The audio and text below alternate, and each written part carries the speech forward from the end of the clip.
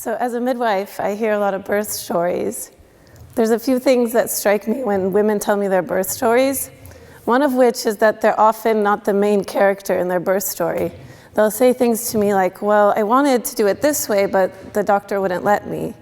I wanted to get in the shower to help with the pain, but the nurses didn't allow it. They're like supporting actresses in their own birth story. These are smart, conscious, thoughtful women who put a lot of thought into the food they eat and the way they educate their children, even their carbon footprint. But when it comes to birth, they leave that consciousness and awareness at the labor or delivery room. Another strong thread in their birth stories is a thread of fear. And it's often not coming from the woman herself, but from her family members. Really mundane things in a birth, like the water breaking or the cord being wrapped around the baby's neck, which is really a non-issue. Or maybe the birth just takes too long. Her mothers and grandmothers and in-laws are sent into a tizzy of panic and fear. But birth is nothing to be feared. It's a physiological event, like we digest our food or breathe in air or blink to keep dust from our eyes. Birth happens, and it matters. The hadith of the Prophet ﷺ that heaven lies at the feet of the mothers, it begins at birth because a woman becomes a mother at birth, and how she's treated in the birth, how she experiences the birth, and how she arrives on the other side of it, it stays with her for years and years to come. I'm going to tell you a birth story now that might illustrate what I'm trying to get at. A woman had had a C-section, and she was looking for someone to give her a shot at a natural childbirth, and nobody would give it to her. Everyone wanted to schedule her for another C-section. So she asked me, and after looking over her operative reports and her prenatal records, I okayed her for a home birth. During her prenatal care, her and her husband explained to me the story of her C-section. She had scheduled a C-section for non-medical reasons, and she went into labor before the scheduled due date. When she arrived at the hospital, she was in good, strong, active labor, and the doctors or the nurses were panicking because the doctor who was to perform the C-section was nowhere to be found. So they gave her shot after shot after shot of a drug meant to stop her labor, but to no effect because she soon felt like pushing her baby out. Just at that time, the doctor arrived and they wheeled her into the operating room. Her husband told me that because her labor had progressed so far, the baby was so far in the birth canal that the doctor had to use great force to lift the baby up and out through the abdominal incision that it shook his wife's body up and off the table. This is what I call a disturbed birth. Many people would call this a disturbed birth. Her birth, in all likelihood, would have progressed in a simple, straightforward manner, but it was disturbed from the nurses trying to give her shots to end it to the doctor who ultimately performed the C-section. And she had trouble after that birth. She said she had trouble breastfeeding, that the physical recovery was hard. And what bothered her most was that she couldn't bond to her baby. She said it took her months to feel a connection. So she desperately wanted something different this time. Early one Christmas morning, her husband called me and said it was time.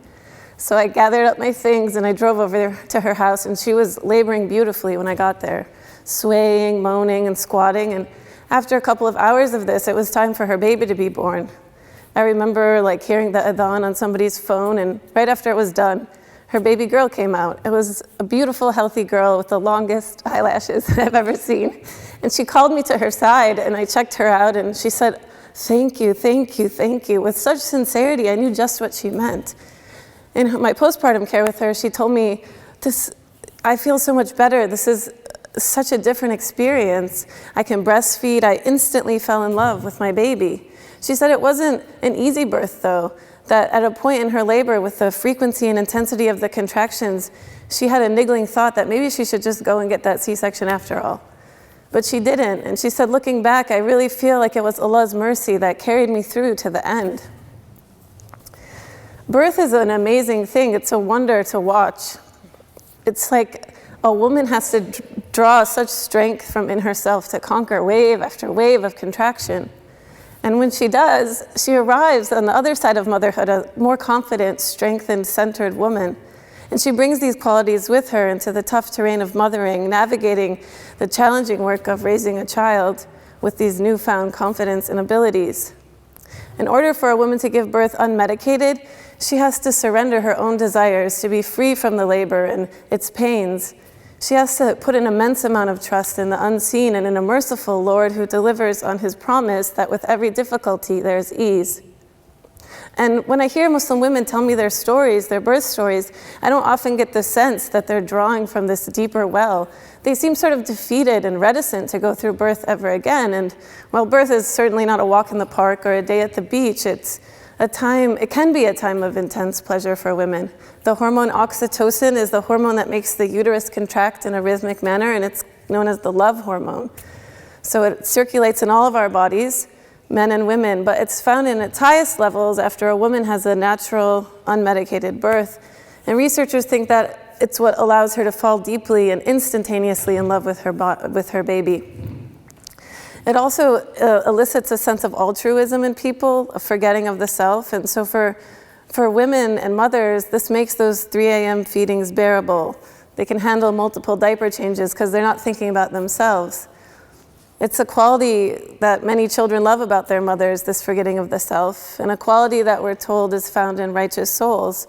And oxytocin allows a mother to taste that state and, God willing, experience it throughout the rest of her life.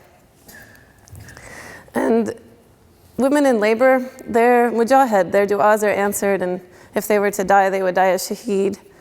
And when I think of mujahid, I think of men donning battle armor, and they're facing a great unknown. They're facing an enemy that might cause them danger and pain and risk. And while women who are facing birth aren't facing the same exact risks, they are facing risks to a similar degree.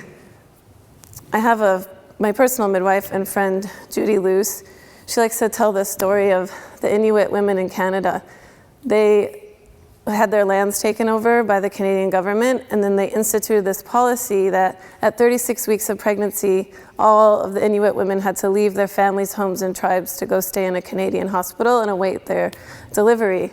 Of course, this disturbed everyone, but mostly the women, and they asked the leader of the tribe to put an end to it. And he said, let me think about it. He wrote the Canadian government a letter, and in his letter he said, "It has come to my attention that you're doing this practice as a means to avoid risk, but we have a saying in our Inuit culture, and that is that living a life without risk is to risk a life without meaning." So we have to trust ourselves and the women in our lives that we're up to the great task of giving birth. We have a birth story in the Quran, and Quranic mentions are never by accident. The birth story in the Quran is a birth story like no other, and a birth story like every other. Maryam's, alayhi salam, her birth story is an undisturbed birth. Nobody comes in and tells her to move from the tree or tells her that she's taking too long and she needs to hurry up. It's a moment between her and Allah, and she has to live up to it. She reaches a point in her labor that we midwives call transition. It's a point that's near the end of the labor when a woman feels that she's just done everything she can and she just wants to be done. When women tell me, I just can't do it anymore, I know that they're near the end.